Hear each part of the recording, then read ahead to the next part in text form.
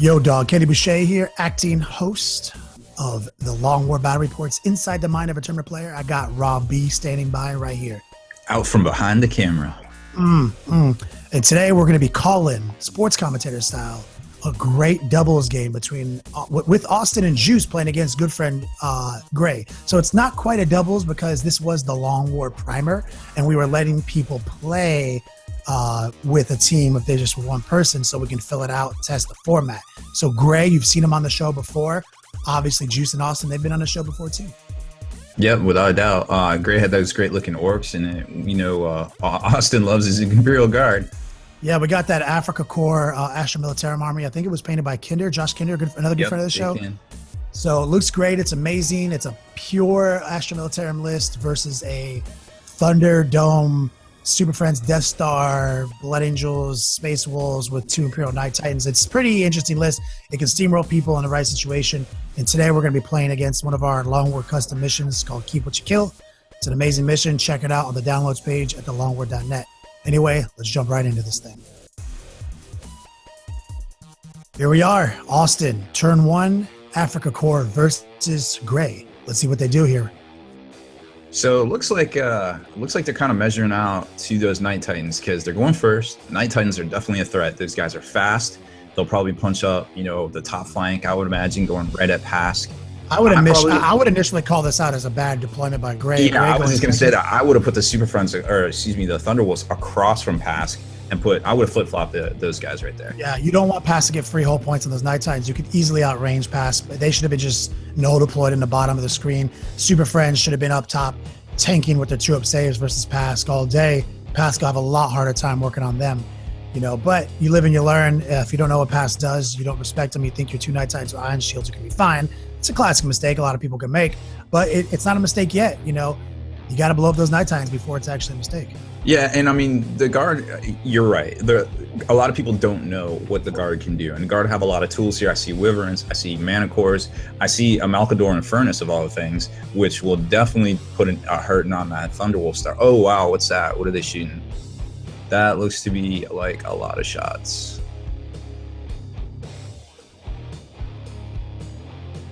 If I had to guess, I'm trying to figure it out, but I'd say that's Pask firing his super Gatling gun.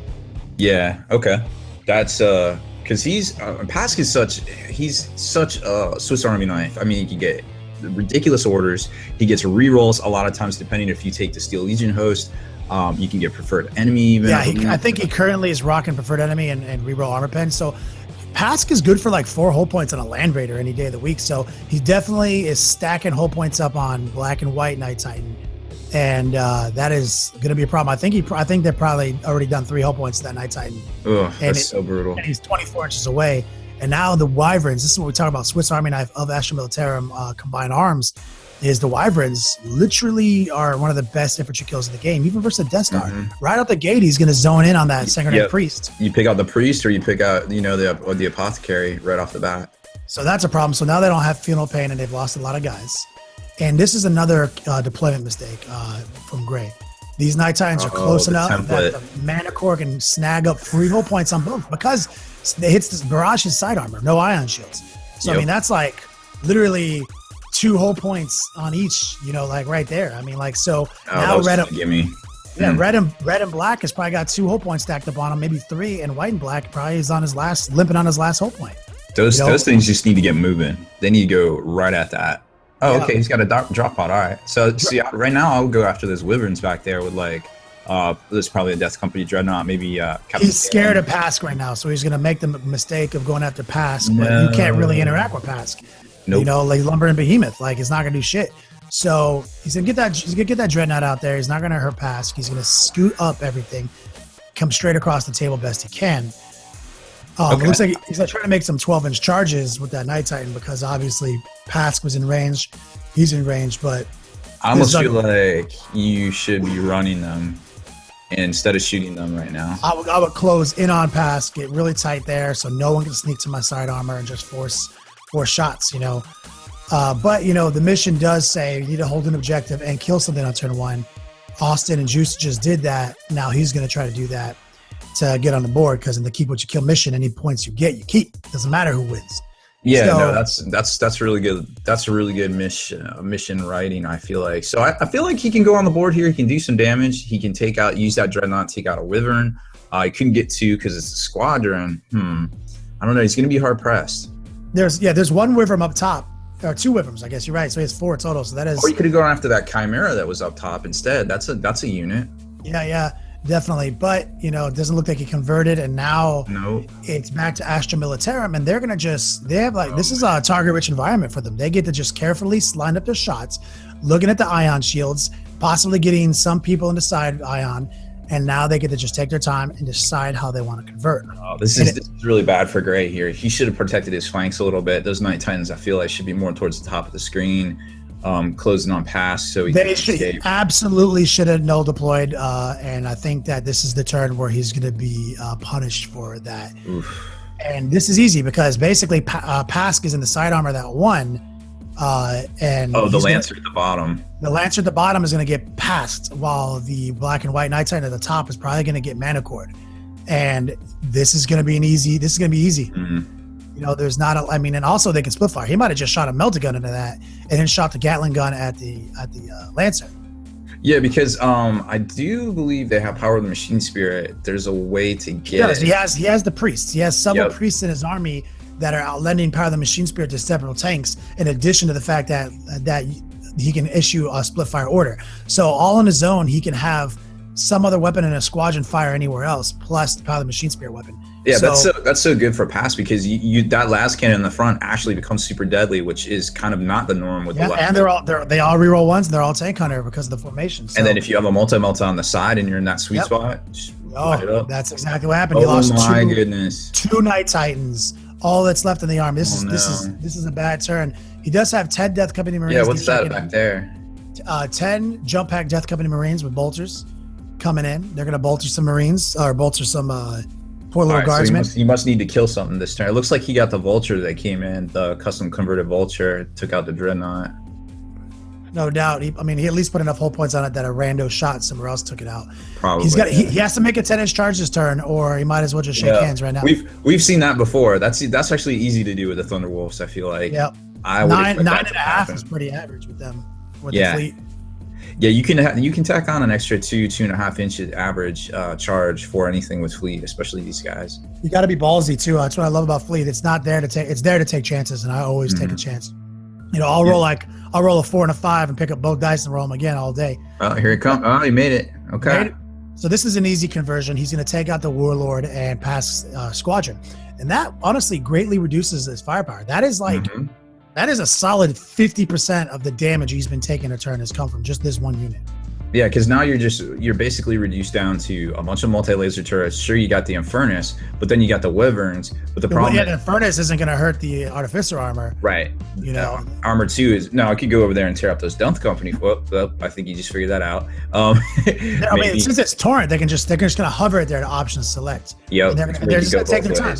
Yeah, they're going to just take their time, build little bubble wraps, figure out the best way, because literally it's a quick turn for them. They just figure out the best way. I almost feel like he should have protected the Malkador a little bit better with his bubble wrap there. He did. They were in DT, so he only rolled a 4 on his DT to get ruin. So he's doing his best, but he's not going to be able to totally protect it. But it is like a 6 whole point super heavy. So yeah, it's not a bad vehicle for what it is, to be quite honest. I would expect to see a lot of these in guard armies, but we just don't see as many guard armies as we should. It's a fantastic vehicle. Oh yeah. And so now it's Wyvern time. Now it's time to drop Wyverns off. Yeah. We're talking a total of 16 Wyvern templates that are twin linked. The funny thing is, he's probably only going to kill one of those and just cause a few wounds. But the whole time, he's just adding stuff to those. If Gray can stonewall, if Gray can make some amazing saves, he can literally collapse on this army right now. But the Wyverns are very well protected. That would have been my priority, honestly. But that drop pod and that one Chimera is blocking them off from getting to that Wyvern squadron at the top right. So they were smart. They do not want to lose their Wyverns, because if he was able to get to 2 Wyverns and stay 48 inches away from the Wyverns in the bottom, literally there's almost nothing he could do to stop those Thunderwolves if that was the case. You know what I'm saying? But he's being outplayed right now by Austin and Juice on movement. Yeah. Because because look at that. Look at those Wyverns on the bottom right. easily could have gotten 48 inches away from them if you were able to sneak up top, busting right. And he might even still do it. Like if you go over the wreckage of Pask between the drop pod and the Chimera, he might be able to sneak to that Wyvern squadron up there. You know, that would be my play. Collapse on that Wyvern squadron, stay at a range of this Wyvern squadron, stay alive another turn. So let's see if Gray pulls it out. Let's see what he does here. He still has 2 Thunderwolves left. He's thinking about it.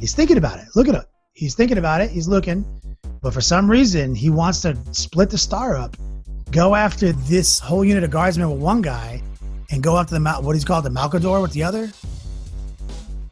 Yeah, it is the Infernus Malcador.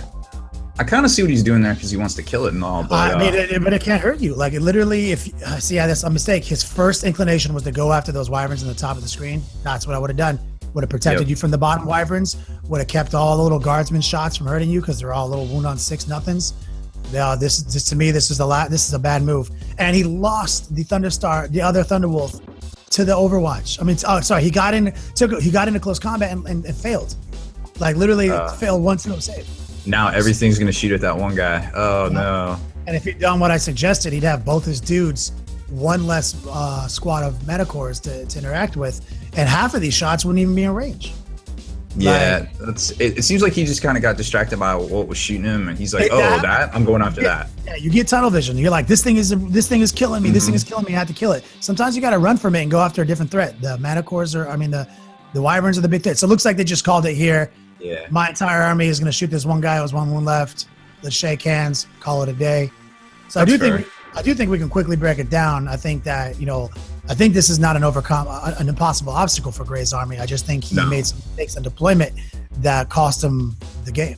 Just a simple thing of switching the positioning of the Knights to the bottom and the Thunderwolves to the top, and just literally doing the same thing he did, except for maybe not stopping in the middle, unless that was like one of the things where you had to pick up that objective. Yep. I think that would have really helped him out in the long run.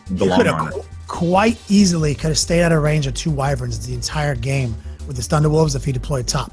Mm-hmm. And it could have stayed out of range of pass for 2 turns with his Night Titans if he stayed at bottom. I don't really see him not losing his Priest though. That's pretty much like a smart move on Austin's part. That's probably always going to happen when you're putting that many templates on one thing. It's probably going to die. No doubt. The only thing to do is string him to the absolute back of the squad, right? So that direct hits on the Priest only hit one other guy. So if he's going after the Priest, he's only doing 2 hits at a time with direct hits. Yeah, so you got to be smart about it, no doubt. But he could have also stayed out of the 48-inch range of 2 sets of Wyverns. So at least 2 of them. So I think deployment is what lost this game for Gray. Then getting kind of tunnel vision toward the end, but he stayed in like a trooper, played all his turns out that he had, gets tabled on turn 4. Doubles. Still got some points though, I imagine. He did. He got Warlord, and so he got to keep what he killed in the Long War doubles matchup of Austin and Juice. They win and advance to the next round. No doubt. If you like these battle reports, check out thelongwar.net. Become a member of the Hall of Veterans today for the fastest growing library of Wargame-related video content, modeling, painting, and playing, not to mention all the sick discounts I receive from some of our sponsors. Thelongwar.net is committed to bringing hobby back, and we can't do it without you.